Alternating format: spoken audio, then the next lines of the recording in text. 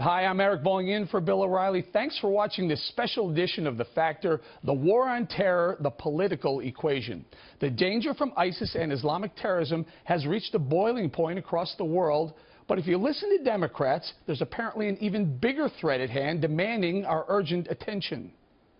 Next week, I will be joining President Hollande and world leaders in Paris for the Global Climate Conference. What a powerful rebuke to the terrorists it will be when the world stands as one and shows that we will not be deterred from building a better future for our children.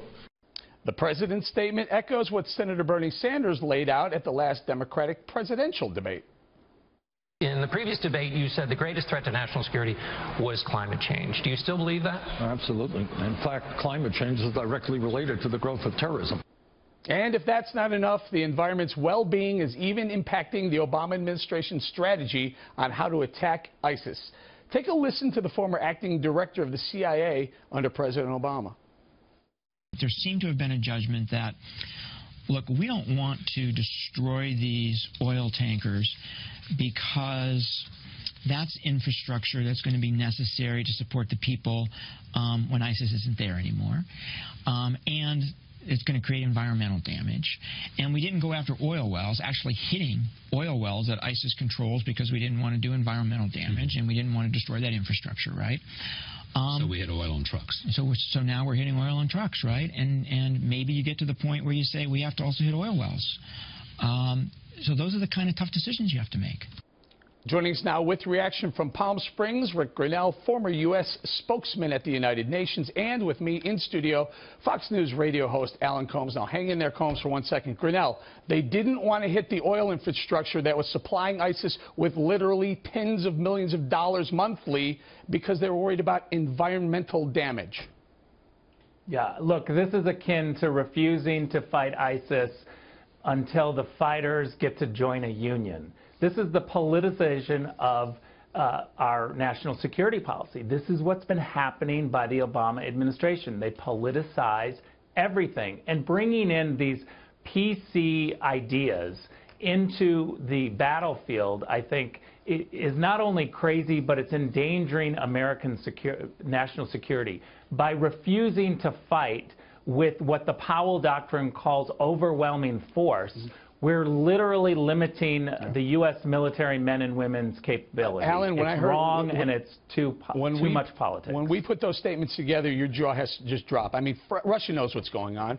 France knows what's going on. England even said we need to step it up here. But we're worried about the environmental damage. You can't ignore the fact there's been a tremendous drought that has affected 800,000 people, that has led these people to have to move to the cities, migrate, and not get the services they need. ISIS comes in and provides them with the services they need that the Assad government would not. Climate change is causing ISIS. Climate change has led to a migration, which has led people to have terrible drought, not have the resources they need, not be supported by the Assad government. ISIS comes in and develops a structure that enables them to do it. You can't ignore that this has an effect on what's going on. You can't ignore what's really going on. Americans are dying, Parisians are dying, the free world is dying at the hands of ISIS. And I think, Rick, I think it's important to note that they're using climate change. President Obama likes words. He used setback for Paris. He said ISIS is contained, and now climate change next week is going to be the major focus to fight terror. Where are we? I'm scared.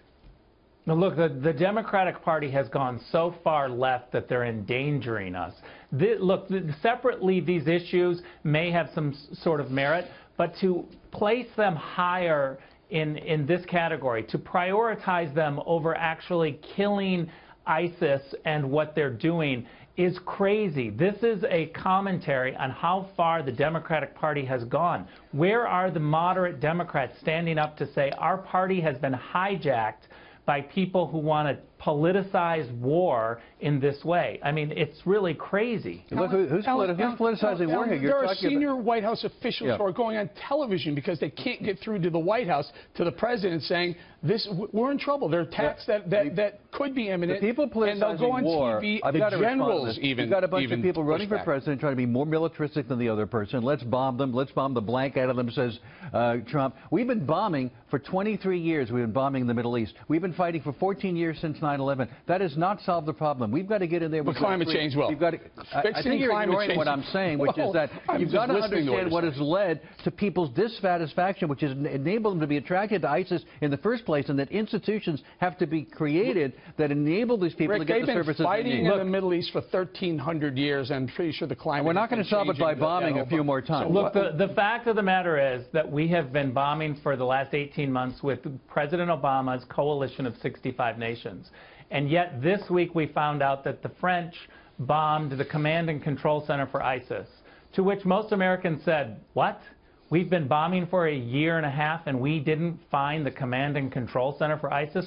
No wonder, because we've been trying to figure out how to use solar energy to bomb. I mean, look, this is crazy. You cannot mix these issues. The priority is to use overwhelming force and to kill ISIS and to push them back, not to somehow unionize them or make sure that they're using proper energy. You're not going to just solve it by, after 23 years of bombing, just more bombing. You've got to create institutions. You've got to give people resources. You can't ignore that the lack of resources has led to their dissatisfaction. We've known that Raqqa was a command and control center of ISIS. We know that's where they train. We've known that's where their headquarters are. Why did it take the French to lose 130 citizens, people, for them to take them out? Why didn't we do it? We've known it all along. Why are we ignoring the fact that, in fact, they have been contained in northern Iraq, have been contained in Syria? We've taken back land from them. This is being totally ignored. Can I say something here, Eric? Guys, very quickly, Rick, very quick. Yeah, look, for 4 years, President Obama has ignored the garbage pile up along the Syrian border